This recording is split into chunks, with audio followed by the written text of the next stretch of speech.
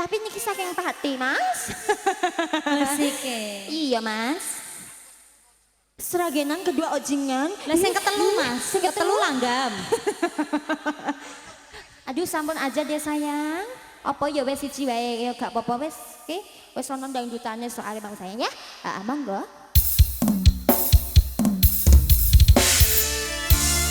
Ada yang bisa nyanyi nggak masih? Nggak ada ya, nggak usah ya. Ada yang mau nyanyi nggak? Nyanyi. Center tap ya. Deno gandolane ngati tekane nyulayani janjiku sehidup semati amung ana ing lati rasa sayangmu sudah pergi tak menghiraukan aku lagi deno gandolane ngati tekane nyulayani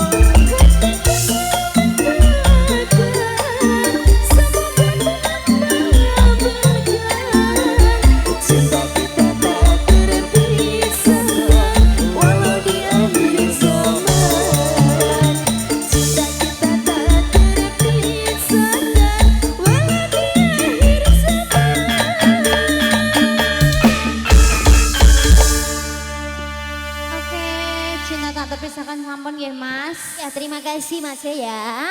Wonten nganu Mas rindunya hatiku saking Mbak Inggi Mojo. Mbak Inggi Mojo. Mojo Agung, Tuturo. Mojokerto, Mojo Luhur. Mojo Lampir. Mojo kene nggih nderek kenduruan tetep nggih. kenduruan. Ya monggo ya. Jus napa badhe nderek nembang piyambak Mbah Inggi? Ya monggo Mbak Inggi. Wong gak ero Mbah Inggi Mojo sing ngendi nek Oh, Mbah Inggi sabari aku ya wis ro pawakane ganteng aja.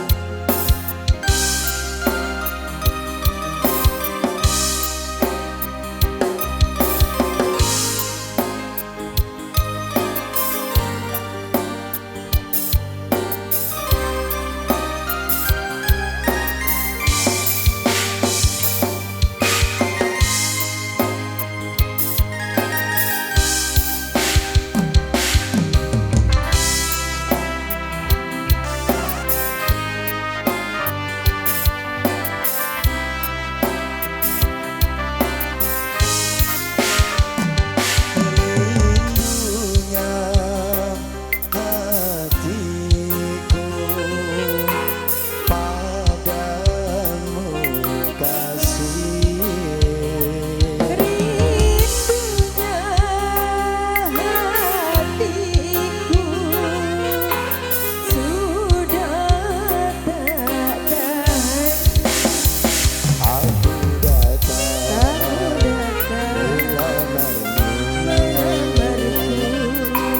kan ku jadikan permaisuri. Oh kasihku, oh sayangku. Kasihku, sayangku, aku Kasihku, cintaku, hasrat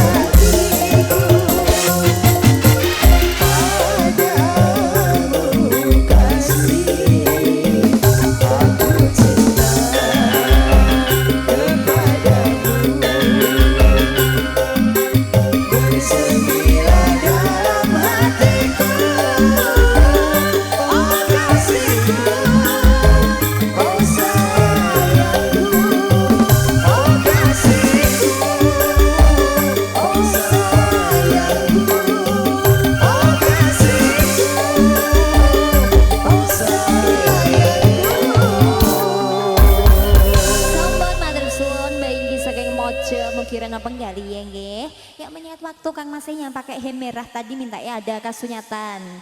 Nggih, sunahnya seragenan hari Mas bariku diunggahno ojo tinggal bariku apa Mang Dek? Bariku langgam, bariku Oh, iya. kadroa, Tayuban. bariku rege-rege, oye.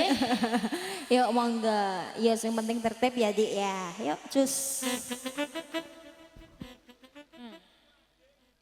Mele wis diresiki meneh. Mas antrine sampean pon mburi, sabar ya. Ya bariki pas pokoknya luka lama yo. Aku dhewe lali kok Mas.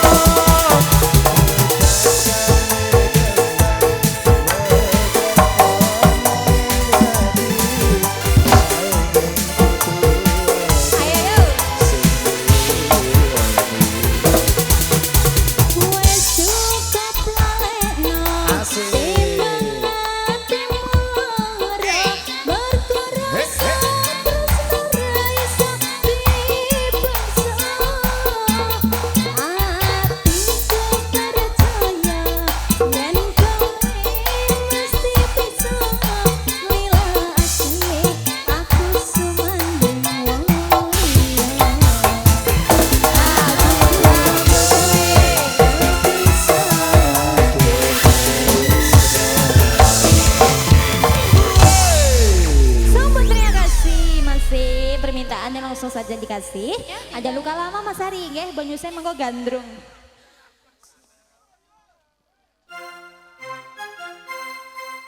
Malam hari ini parfummu perengus. Ya, perengus kabeh tangan. Gak apa-apa perengus-perengusnya nek rezeki kurang masalah. Nggih, yuk cus. La la la la la la la. Wes gak apa-apa lho Mas tak enteni Mas. Timbale lumayan adoh kok iya. Iya, dukok sama kata do keselen kok ya. Wes ben. Kowe kok Sesa nang ndi ta? Sesa nang Kecamatan Gunem yo. Oh, nang Gunem, Desa ning- ndi? Baldawa. Wah, iki do kesel kok, Di. Ketoprake hari ini mundur. Oh, mundur batal. Nek batal. Oh. Nggih. Biasanya gak budal.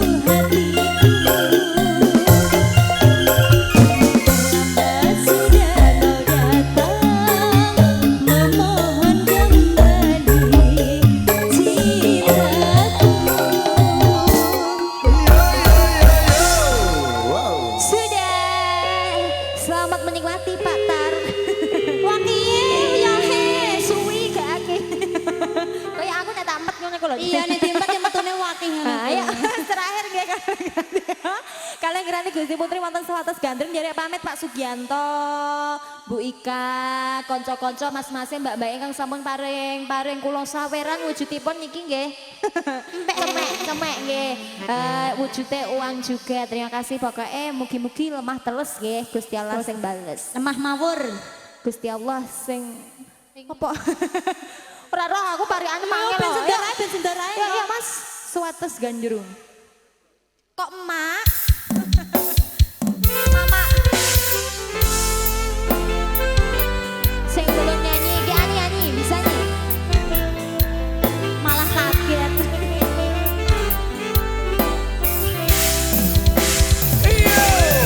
Ayo dong.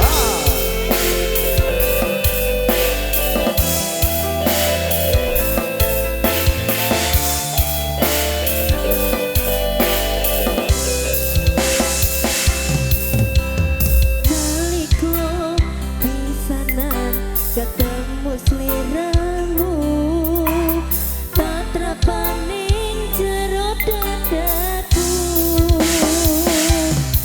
esamu manis kang koyo madu citramu enak koyo widodari gawe ayame ati endahe suaramu Asik. nalika tetembangan ning atiku rumangsa ketanan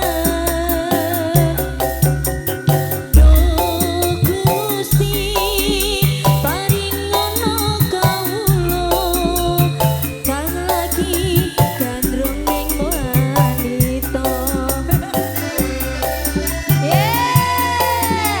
Ayo Sandra Music.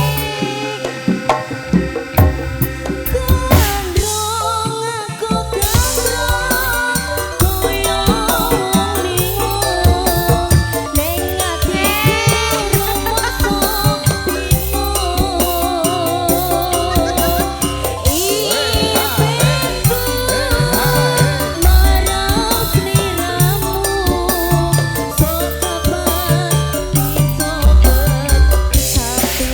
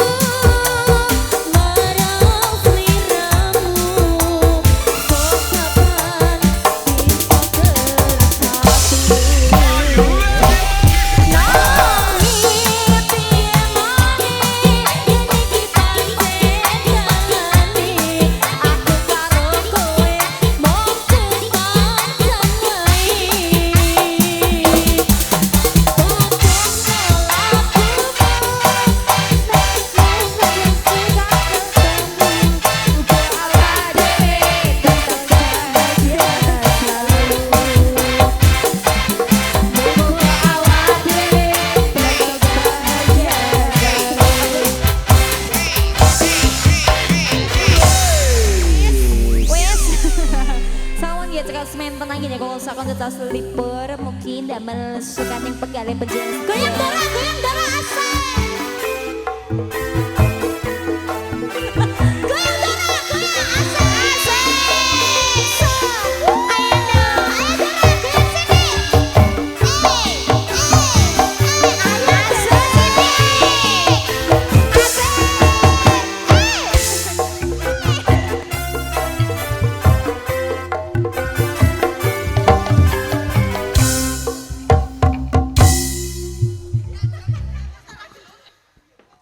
Wes Mas. Wes apa nih Mas? Wes ya. Wes. Mau dorong pun kula kesen dorong ya apa ya apa. Bunga ya ya. Bingung sanget. Saya untuk aduh. Nggih, dorong menika rezeki. Piye contoh? Niku kula motke Pak Haji sapa mangken. Apa dong lo? Tawon Bandung, kula kersane saged napa nggih kenalan kali Bandung kula. Piye nek kenalan? Nggih. Anggih niku kenalan.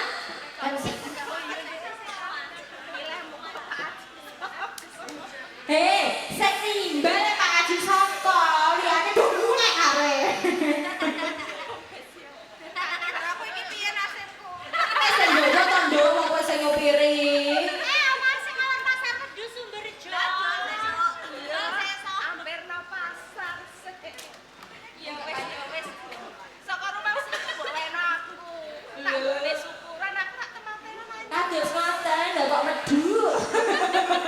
Jare 1 juta ndoro aja. 1 juta ya paling nggih. Ana mboten angsal ndoro. Iki namanya apa lek Mas? Mas kok sing nyanyi medhuk sing tau. Lha iki jenenge kowe iki. Iki sing opo?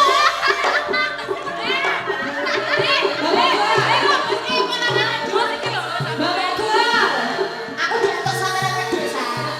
Disini duit ta. Sing ana lho ya. Banaga, paling ke Mak Nini ben akan wedhus. 1 juta mawon, 1 juta karo anake juga murah 1 juta. Yes, duit tenan lho ya, terima kasih lho ya. Mak Nini akan wedhus, Mak Nini.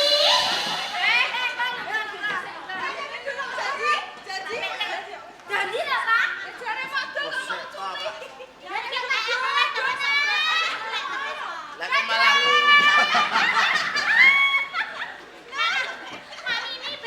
iki ono ae. Kang Mas Doi.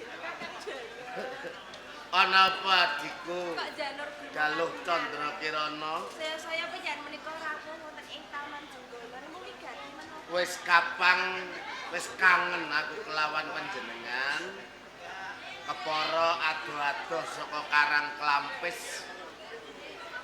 Iki mau kepengin ngilangke kangenku marang sliramu.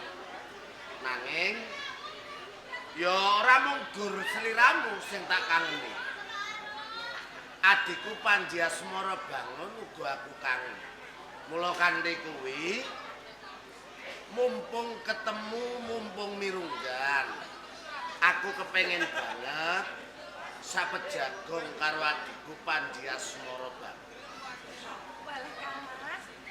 Menawi panjenengan menika pengin pinanggih saya mirunggan.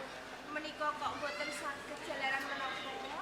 Garwa kula Kang Mas Panji Asmara bangun sak menika nembe tindakan pawon kalawan kawula wonten ing Jenggolan. Dadi yen kaya mengkono adikku Panji Asmara bangun dina iki ora ana ing dalem. Nggih leres Kang.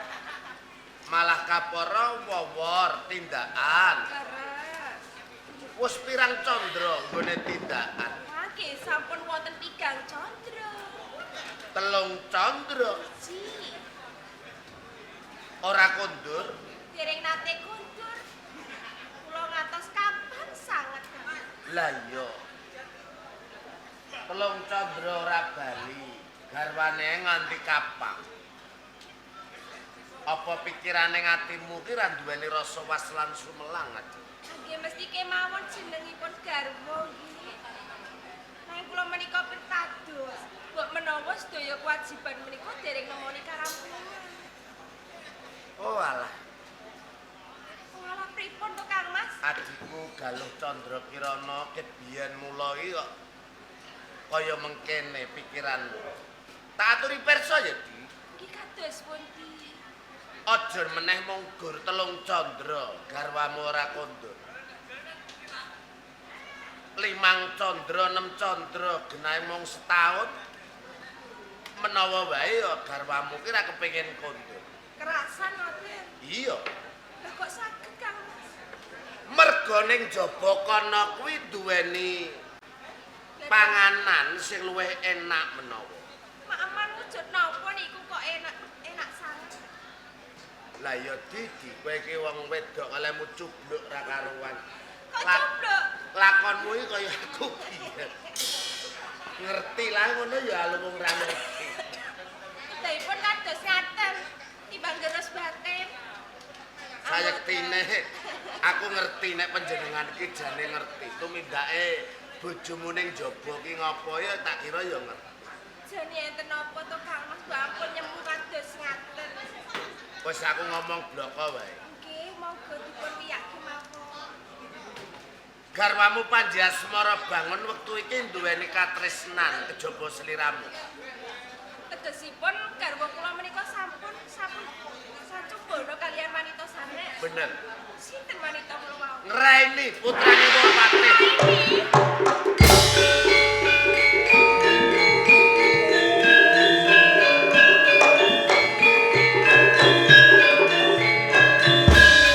Layak to layak Kang Mas. Saderengipun garwa kula tindakan mawar marang kawula. Menika nate rikala sari nglindur nyelok-nyelok asmanipun Anggraini jebul wonten sambungan tresna Kang. Mula kanthi kuwi aku mau wis kandha yen to aja meneh mung 3 candra. 5 Candrawa ki garwamu ki ora bakal kapang karo panjenengan. Jane kiranipun kula menika menapa Kang? Kula setya tuhu kaliyan Kang Mas Panji Asmara banget. Nyatanipun piwalesipun kados ngaten dumateng kula.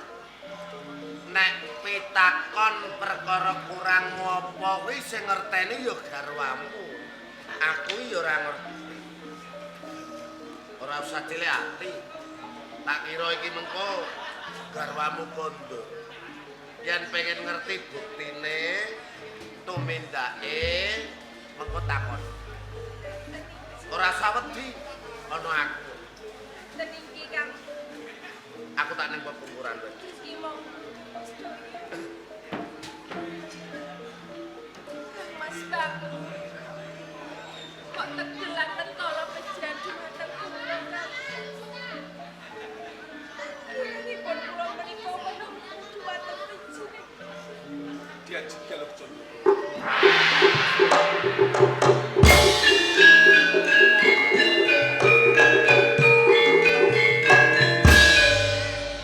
Diajak.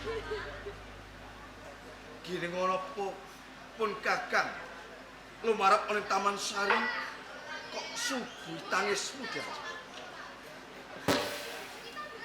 Mas Kang. Boten nyenten babar pisan. Jebul anggen penyan tindakan pamit badhe wawon kalawan kawula wonten ing Jenggala. Sedaya menika penyan guru, penyan ngapusi dumateng kula. Goro. Penjan menika tumujug-mujug wonten ing kepatihan. Sapetemon kalawan Anggraini. Diajak. Kenapa boten Kang Mas monggo ingkang prasaja dumateng kula. Kakang ora goro lan sliram. Pancen lungaku saka Raja Jenggala kuwi wewor-kawor lawan kawula. Mergo sadukaman maneh pun Kakang kawis suda minangka ratu ana ing Jenggala. Nanging sliramu kandha lamun to Kakang kampir ana kepatihan. Jajake sapa menungso sing wani dadi tumbak cucukan ngobong-ngobong marang rasamu Jajak. Sedaya menika ingkang ngendika Kakang Duryo. Kakang Sedaya menika pirsa pinjen menika sampun tumindak. Sampun jono kaliyan Kyai Anggraini Kakang. najan to tak tutupi kaya ngopo nyatane sliramu gemangeteng. Jajak. Pancen gedhe tresnaku kang tumanduk marang Diajeng Galuh Candra Kirana. Nanging pun Kakang ora bisa nyilai kahanan. Lamun tuh kakang uga tresna kelawan Raini Diaji. Mentolo penjadu dateng kula kakang.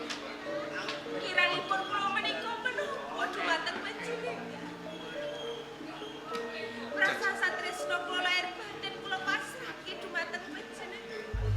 Nalika waras penjaga kesehatan dumateng. Kakang percaya gedene tresnamu kang tumanduk marang aku. Nang tak jaluk lilane ati. Setitik wae timen kakang uga nandur tresna karo Raini Diaji. Wis panjenengan menika badhe mayos dumateng kula. Kula mboten saged, Kang. Kula mboten saged. Kang Mas Doyo.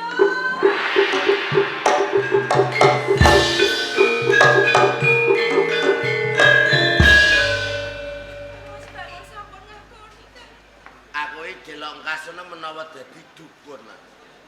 Arep kondur aku ya ngerti. Ceritane kepiye aku ya ngerti. Ning jaba garwamu ki ngopo aku ya ngerti. Jebul ing Praja Jenggala iki ana glugu kesusupan royo. Kekarepanmu apa, Dik? Pantes kahanan ana ing Jenggala. Rikala semana adem ayem, sakwise ana menungsa sing lumebu bali ana ing Jenggala ora gawe tentrem, malah gawe panase kahanan. Wis metu saiki. Ngendikane lho. Calon Nalendra kok omongane gladrah, ndakwa sing linambaran ora cetha. Panjenengan rawuh wonten Taman Sari, dados tumbak cucukan panjenengan obong-obong kalian garwa kula Diajeng Galuh Candrakirana. Kok aku iso mbok arani obong-obong ki dasare Kasunyatane Diajeng Galuh Candrakirana mangertosi bilih kula nggadahi sambungan tresna kalian Raini. Lah ya apa ora? Nggih, boten kula tutupi Kakang. Lah iya. Nanging kula ugi pengen mangertosi. Napa to kekarepan panjenengan ngantos panjenengan ngobong atining Diajeng Galuh Candrakirana. Aku mung kepengin siji, adikku Pandhi Asmara bangun, merga kowe besok kang nglintir keprabon ana ing kraton Jenggala. Kekarepanku saka omah-omahmu ki tak tata ben dadi wong kang bener. Menapa kirang bener? Sedaya tumindak kula wonten ing Prabu Yo Janjigala. ora bener to, Mas Bagus. Merga ning dalem ki panjenengan wis duweni garwa. Nggih. Aku ngerteni yen to Nalendra kuwi duwe bojo 1 2 3 4 iku ora apa-apa. Nanging sadurunge kowe iki nglingsir ke Prabon, iku rak ya nata pribadimu sing apik. Ora kok malah sadurunge kowe tumindak kang kaya ngono. Menika sedaya kula anggep pawadan. Kula mangertos rikala semanten panjenengan nepungaken kula kalian Diajeng Galuh Candrakirana kang supados kula purun minangka bojone Diajeng Galuh Candrakirana. Sakmenika sampun kelampahan kula dados garwane Galuh Candrakirana, panjenengan obong-obong anggen kula bebrayan. Cetha, menika cetha. Tiang batik sampun katong kreng-krengane. Panjenengan getun, panjenengan gelo Galuh Candrakirana dados garwa kula. Secare ngaten. Umpama aku gelo, umpama aku getun, biyen ora tak aturke panjenengan. Kakang, Mergo apa? Aku ngerteni yen to Galuh Candrakirana iki wong wedok kang apik kena kanggo apa kuwi jenenge nglahirke putra-putra panjenengan kang apik. Lho kok malah mbok kianati lho. kula mangertos panjenengan matur kados ngaten. Wong urip menika mboten wonten kok gelo tiba ngarep menika mboten wonten. Gelo tiba mburi. Lah, Sakmenika panjenengan gelo. Cetha Diajeng Galuh Candrakirana mboten kersa kula wayuh. Mila panase kahanan wonten Taman Sari Praja Jenggala menika jalari panjenengan. Dados menawi to wonten menapa menapane Diajeng Galuh Candrakirana boten wonten pawongan ingkang lututuh kejawi panjenengan Kakang.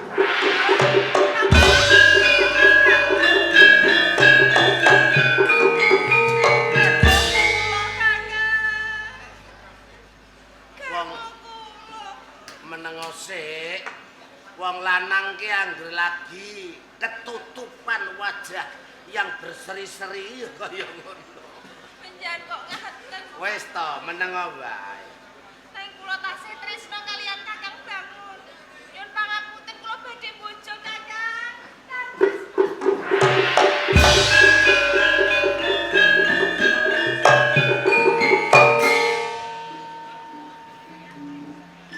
Lah ya wong ngerti nek wong wit lanang wis selingkuh lho. Galuh ki ya tetep kaya ngono. Lah kok nek blarak-blarake teko ngendi-endi ra malah cilaka aku.